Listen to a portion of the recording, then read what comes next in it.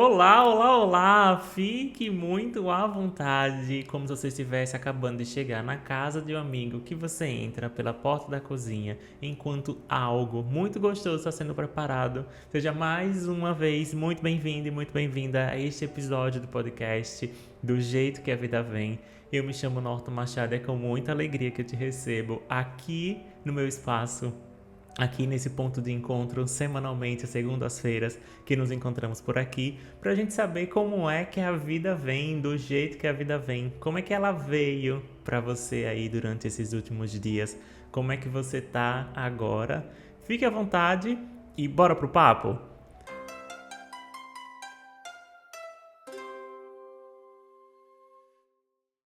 Essa semana, você não sabe o que aconteceu. Eu fiquei muito reflexiva a respeito da repercussão de que a minha chegada aqui no YouTube tem tido também no meu trabalho, tem tido na minha rotina. Existe uma curva de aprendizado, né? Eu já fazia vídeo para internet, já produzia conteúdo para o Instagram há um certo tempo, só que foi dessa vez no finalzinho do ano passado, como eu já contei lá no episódio 1 desse podcast, que está aqui também no YouTube ou no Spotify, onde você estiver me ouvindo ou me vendo, que eu conto mais ou menos como é que foi essa jornada da chegada do podcast, né? Do episódio ganhar forma, de estar nas plataformas e da alegria que isso tem me representado.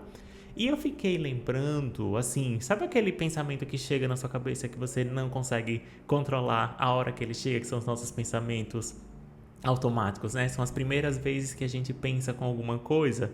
E o meu foi chegando com um sinal de: se eu já sabia fazer isso, se eu já fazia bem isso, por que eu não tinha feito antes? E se eu tivesse começado a fazer, sei lá, 10 anos atrás, talvez o meu canal já tivesse monetizado, talvez eu tivesse mais seguidores, talvez eu tivesse mais clientes. E aí eu comecei a cair em um lugar porque essa sequência de pensamentos ela foi me tomando até que eu cheguei e disse: peraí, precisamos conversar. Eu com os meus pensamentos, né? Eu dizendo pra eles: precisamos conversar, peraí, tem alguma coisa errada aqui. E nesse mesmo instante, eu lembrei de que isso não acontece só comigo. Acontece com outras pessoas que chegam em busca do meu trabalho enquanto psicólogo. Pois é, se é a primeira vez que você está me ouvindo, eu não me apresentei antes, né? Eu sou psicólogo também, sou terapeuta individual e terapeuta de casal e tenho um foco com atendimento ao público, à população LGBT. E essa é uma demanda muito comum nos meus consultas, né, durante as pessoas que estão em atendimento comigo. E eu resolvi trazer agora para você algumas dessas ferramentas que são mais práticas e que eu utilizo também em sessão para te ajudar justamente quando você acaba caindo nesse lugar de autocobrança excessiva, de autossabotagem. O episódio 8, né, que foi o último episódio, falei muito sobre o perfeccionismo, então eles estão andando muito juntos. E acho que é importante a gente aprender algumas situações e algumas questões que fazem parte da nossa dinâmica mental. Então, para a gente poder começar, tem o seguinte: nós temos sim vozezinhas na nossa cabeça, né? Não tô falando numa situação, numa condição de um transtorno paranoide ou um transtorno esquizofrênico. Não é nesse sentido, não é de uma produção de algo delirante, mas sim de um funcionamento na nossa cabeça, que nós temos algumas vozes, né? Vamos chamar ela do nosso eu reflexivo e o nosso eu automático. Aquilo que a gente pensa sem que a gente tenha controle sequer algum do que a gente vai pensar, ou a forma como a gente vai pensar, ele simplesmente surge na nossa cabeça. Temos exemplos bem semelhantes aqui, né? Sabe quando você está navegando em um site na internet e abre uma janela de pop-up, então ela rouba a sua atenção, às vezes ela faz algum barulho? Então esse é automático, você não tem como controlar exatamente a hora que ele vai surgir ou o conteúdo do que vai estar naquele pop-up. Outra coisa que eu também falo para os meus pacientes, para as pessoas que estão comigo, é de que isso muitas vezes também é um outdoor. Às vezes você está dirigindo em uma determinada via, você está com o objetivo de chegar em um determinado lugar e aparece um outdoor. Pum, pode ser de papel, pode ser de LED, que ele surge e ele chama a sua atenção de uma maneira que você não consegue controlar, porque a nossa visão ela é capturada, né? As nossas emoções, nossos sentimentos, nossos pensamentos, eles são capturados por aquilo que chama a nossa atenção, assim é os nossos pensamentos. Então, a parte 1 você não vai conseguir controlar o que você pensa. Mas a parte 2 é que você vai conseguir controlar o seu segundo pensamento, não o primeiro. Você não vai conseguir controlar a janela do pop-up que vai abrir, mas você consegue controlar o que você vai fazer com essa janela que se abriu. Você não vai conseguir controlar o outdoor que apareceu no meio do seu caminho, mas você vai conseguir controlar o que você faz depois desse outdoor. Por exemplo, se a gente estiver seguindo nesse exemplo do outdoor sendo semelhante a um pensamento automático, seria como se você tem um objetivo de chegar em um determinado lugar, esse outdoor chama a sua atenção e você se desvia completamente do seu lugar e segue para o outro, para o que o outdoor está mandando. Geralmente ele está fazendo alguma publicidade de alguma coisa e você desobedece completamente o seu desejo, aquilo que você está pensando fazer, para você ir daquilo que o outdoor está falando. Compre, visite, vá. E é assim que a gente faz quando a gente sai do nosso primeiro pensamento e acaba acreditando muito no nosso primeiro pensamento e vai se desdobrando, vai deixando essas abas irem abrindo. Por isso que quando temos esse eu automático, é hora de entrar em ação esse eu reflexivo, que é o nosso eu capaz de dialogar com esses pensamentos. Não no sentido de negar, tipo assim, não pense nisso não é pra estar pensando nisso não. Ou no sentido de ficar se julgando, né? Mas olha que cabeça doida minha, por que eu tô pensando nessas coisas? Não é nesse viés, é no viés de compreender. O que aconteceu então de que a minha sequência de pensamentos foi por essa e essa? E o que eu consigo trazer de resposta? Estabelecer esse diálogo entre os eus que nos compõem, dos vários eus que temos dentro de nós. Então, colocar para dialogar o nosso eu reflexivo com o nosso eu automático. E não podemos esquecer de que esse eu automático ele é construído a inúmeras mãos. Essa primeira voz automática, ela pode, e aí depende muito de cada pessoa, claro, né? A maneira como essa pessoa foi lidando com o mundo, sendo educada. Às vezes algumas pessoas têm esse eu que veio muito alimentado da família, que é o mais comum, às vezes mais parecido com o pai, com a mãe, com o irmão, com a irmã mais velho, às vezes pode ser de uma questão escolar, às vezes vem de uma outra via que é a familiar. Então, algum familiar que acaba ocupando um lugar de muita presença na vida dessa pessoa e a voz dessa pessoa, o jeito com que ela fala, acaba se tornando muito próximo ao jeito como que você está falando com você mesma. E, inclusive, até religiões, algumas dessas religiões acabam também ocupando esse lugar de você internalizar a voz de uma outra pessoa sobre você mesma de uma forma que agora é assim que você está falando com você mesma. Dá para entender isso? Consegue perceber essa diferença desse eu, a voz, o jeito que você dialoga com você mesma se parece com quem falando com você? E não necessariamente pode ser uma pessoa, podem ser várias pessoas, pode ser um pedacinho de cada um, pode ser por situação. E a terapia é um momento e uma situação bem importante para que você possa refletir sobre a atualização dessa voz, se ela realmente precisa ocupar esse lugar que ela está ocupando, que é um lugar de responsabilidade. Por isso que esse eu terapêutico, agora a gente vai ter uma disputa de muitas vozes, porque você também vai ter, de alguma forma, a voz do psicoterapeuta nessa intervenção e também a sua própria voz refletindo, decidindo olhar por outros caminhos, absorver outras ideias e entender como é que isso se atualiza na sua vida.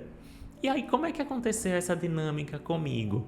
Então, quando eu estava, e o contexto era, eu comecei no canal muito recentemente, tem acho que menos de um mês que eu decidi realmente produzir vídeos para o YouTube, só que produzir vídeos para a internet era uma coisa que eu fazia desde o finalzinho da minha graduação. Só que não era do mesmo jeito, não era da mesma forma que eu encarava naquela época e que eu estou encarando nesse ano.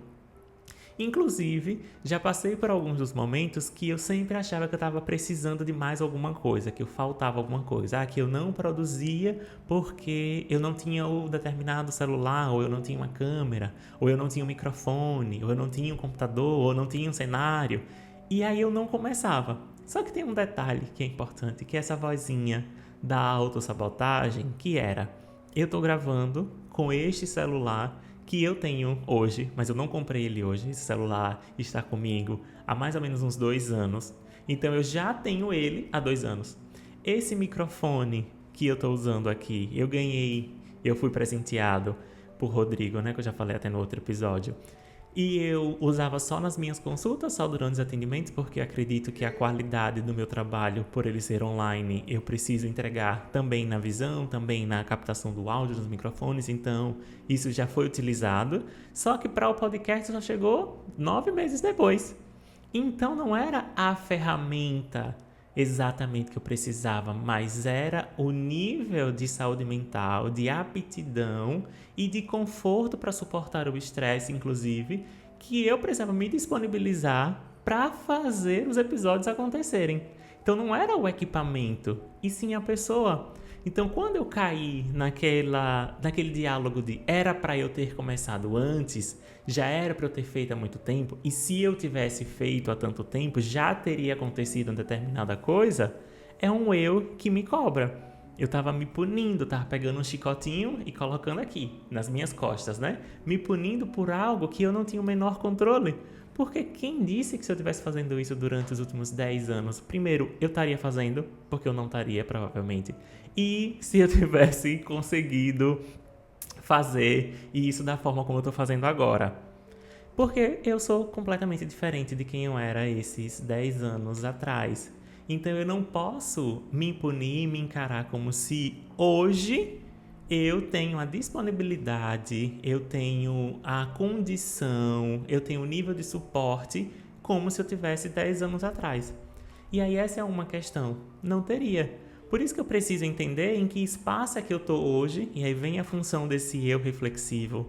Como é que eu me sinto agora? Quem sou eu nesse momento presente? Porque ele é o que vai me orientar para o presente e para o futuro. E o segundo ponto que eu quero que você leve para você, que você reflita, é exatamente esse tempo verbal que você dialoga com você mesmo, com você mesma. Porque geralmente acaba acontecendo mais ou menos assim, veja se acontece contigo. Você acaba falando num tempo verbal que é o futuro do pretérito. É até difícil de explicar, né? O futuro do passado, ou uma condicional, que é: se eu tivesse, era para eu ter feito, eu deveria, o que coloca em algo que é completamente impossível de alcançar. Porque esse se, eu deveria, esse tempo verbal, a gente não consegue definir muito bem. Faz sentido? Você consegue prestar atenção de que a gente não consegue de fato comprovar? Porque eu poderia, mas também não poderia. Eu teria feito, mas também não teria. E sabe qual é o principal impacto que isso tem na sua vida no momento presente? É porque muitas vezes você condicionou a sua ação a essa sequência de pensamento. E olhe só como é fácil de se perder. A sua ação é não fazer agora, não agir agora, não identificar agora, porque lá na frente você já tem um discurso pronto. Eu deveria, eu poderia, era para eu ter feito. O que faz com que no momento presente te impeça de agir. E aí como que a gente faz para que essa crença ela seja moldada, ela seja modificada?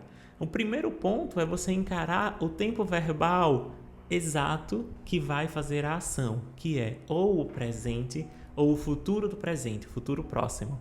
Então, numa próxima vez que você estiver refletindo, que você estiver conversando com você mesmo ou com você mesma e que esteja colocando nesse lugar da culpa, do arrependimento, do estar se punindo, era para eu ter feito, era para determinada coisa ser diferente, não era para estar sendo exatamente como é agora, é importante que você agora consiga atualizar esse tempo verbal para o da próxima vez que isso vier a acontecer, eu agirei, eu farei, eu estarei atento, atenta, eu me esforçarei para que determinada coisa aconteça. Porque assim, quando os primeiros sinais, você começar a processar esses primeiros sinais, eles estiverem acontecendo, a ação já vai estar muito mais alinhada com o seu pensamento. E aí não podemos esquecer de que a gente age de uma maneira semelhante ao que a gente pensa. A gente precisa encontrar essa conexão, inclusive, que entre nosso pensamento e a ação, porque a ação tende a imitar o seu pensamento. Então, se o seu pensamento é de impedimento, de que você nunca vai conseguir, de que você nunca vai dar conta, de que você não vai saber fazer, provavelmente a sua ação vai ser coerente com isso que você está pensando.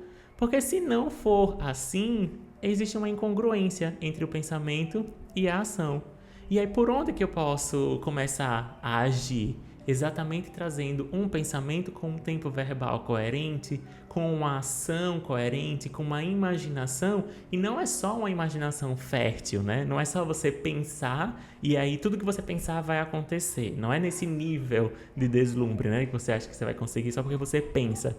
Mas quando você se pensa e você se vê fazendo alguma coisa, para que a sua ação já encontre isso de uma maneira que se encaixe. Então, o seu pensamento e a sua ação precisam se encontrar. Porque quantas e quão inúmeras são as vezes de que você pensa uma coisa e faz outra. Faz uma coisa querendo um determinado objetivo, querendo alcançar um determinado ponto, mas não é coerente porque eles estão desalinhados. E aí o resumo, quando eu tive esse momento de abrir esse primeiro pop-up, eu até me desviei, demorei para encontrar para fechar essa aba, ou até me desviei do caminho do outdoor, a parte que eu mais entendi foi, eu estou dando conta de fazer isso agora, e eu estou querendo me punir porque hoje eu me sinto muito mais preparado do que antes eu não estava. Então eu não posso cobrar e punir excessivamente esse eu de lá do passado. E aí eu fiquei até pensando, poxa, mas tanto tempo de terapia nas costas, e o que aconteceu? Isso é um resgate da minha humanidade, né? Eu também sou humano e essas coisas também me atravessam, especialmente por também ser uma pessoa LGBT, que é esse traço da perfeição, essa autocobrança excessiva, ela vem como um sintoma muito forte dentro da nossa comunidade, já que a gente foi aprendendo por inúmeras vezes, por inúmeras mãos, por inúmeros lugares, de que o nosso valor está medido na nossa competência. Então a gente vale mais porque é mais competente. Como se não ser bom em alguma coisa, a gente automaticamente cai no lugar do nada. Então não serve para nada, então não vale nada. Então a cobrança tem que ser bom sempre, tem que ser bom em tudo, porque parece que isso vai dar uma garantia. E o caminho não é esse, porque não vai dar para ser bom em tudo o tempo todo. Muitas vezes vai ser ainda mais interessante quando a gente se abre para o processo de aprendizado. Só que esse processo de aprendizado muitas vezes não é tão tolerado assim quando se é uma pessoa LGBT. A cobrança da perfeição, a exigência do bem feito, ela vem como uma validação de, ok, então agora a gente te tolera porque você pelo menos é muito bom nisso. E isso é um traço muito cruel porque ajuda e contribui com o nosso adoecimento mental. E não é isso de que eu desejo para ninguém. Por isso que esse é um cuidado e esse é um recorte importante que a gente possa ter, que é essa sua autocobrança, ela vem para medir em alguma forma o seu valor? Você acha que você acaba valendo mais se você não é tão competente assim? Você acha que vai ser descartado se você não fizer a coisa na maior perfeição? Ou você é uma pessoa que consegue se atribuir e se dar segundas chances, consegue se acolher e entender no seu processo, juntando a autorresponsabilidade com a autocompaixão, o seu compromisso em aprender, o seu compromisso em melhorar, o seu compromisso em estar sempre buscando formas e refinamentos, ou você já quer que logo de começo, logo de cara, já esteja tudo bom, tudo perfeito, tudo maravilhoso, quando muitas vezes não vai estar, porque não é essa jornada na imensa maioria das vezes, mas que se você se comprometer a estar sempre melhorando, você sabe que vai estar cada vez um pouquinho melhor. e deslocando o seu valor pessoal da capacidade de coisas boas que você consegue fazer. Porque o seu valor pessoal também precisa abarcar ser mediano, ser ruim, não ser tão bom em determinadas situações. E lembrei até de um outro momento que faz parte de tudo isso, que era uma dificuldade que eu tinha, que era dizer não sei. Então, sempre que alguém me perguntava alguma coisa, e por esse nível também de autocobrança, por tudo isso que acontecia, e aí observe se você é uma pessoa que tem facilidade ou dificuldade para dizer que não sabe das coisas. Deixa aqui nos comentários que eu vou querer saber também. Porque eu sempre achava que eu tinha que saber de tudo. Afinal de contas, sempre me era dito que eu era muito inteligente, de que eu sabia de muitos assuntos. E até elas tinham um tom de espanto quando perguntavam: ah, não, você sabe tal coisa? Você já ouviu falar? Você conhece determinada coisa? E aí eu dizia: não sei. E eu lembro de que muitas vezes o que eu ouvia era: você? Como assim você não sabe disso? Oxente! Como assim? Isso daqui você nunca ouviu falar? E aí eu lembro que até um determinado momento eu comecei a fingir que eu sabia, mas assim, bem raso, porque eu não queria ter que me decepcionar por não saber e também decepcionar outra pessoa por não saber. Então esse jogo de expectativas, ele era muito confuso, porque eu não sabia o que era que estava sendo negociado exatamente. E aí eu entendi de que eu precisava ser honesto primeiro comigo, buscar essa coerência dentro de mim, para poder suportar a expectativa da outra pessoa sobre mim está errada. E a minha expectativa sobre mim está certa, porque tudo bem, eu não sei de tudo, eu não conheço tudo. E até um outro ponto, não é a coisa que eu mais gosto, não é saber, eu gosto de aprender. Só que para que eu aprenda, eu preciso não saber. Então esse é um caminho. E aí eu fui entendendo e fazendo as pazes de falar com mais naturalidade de não sei fazer isso. Se você me ensina, não conheço, nunca ouvi falar. Você pode me ajudar com essa coisa de que eu não sei? Porque o gostoso era começar a aprender. Era ruim não saber por conta desse choque de expectativa, mas eu estava colocando a minha energia num lugar um tantinho problemático. Era muito mais interessante quando eu sabia, quando eu ensinava, mas também é muito prazeroso aprender. E eu tenho aprendido muito com essa jornada agora de produção para o YouTube e para as outras redes sociais. E isso vem porque agora sim eu encontro um suporte interno de poder passar por isso. Por isso que eu agradeço e valorizo tanto a sua companhia, a sua audiência, a sua indicação, porque esse movimento também me favorece a estar sempre aprendendo e quem sabe até te inspirando a você vir também para cá, compartilhar dos seus saberes, trazer as suas orientações, fazer do seu conhecimento que você tanto se dedicou para alcançá-lo, para que outras pessoas também possam se beneficiar deles. Por isso, eu deixo aqui o meu agradecimento. Se você gostou desse episódio, considere deixar o seu curtida, se inscrever no canal e se você estiver no Spotify, colocar as 5 estrelinhas na avaliação do programa. Por isso, me despeço por aqui e a gente se vê também na próxima segunda. Espero que a vida venha com muita generosidade para você. Um beijo e até mais. Tchau!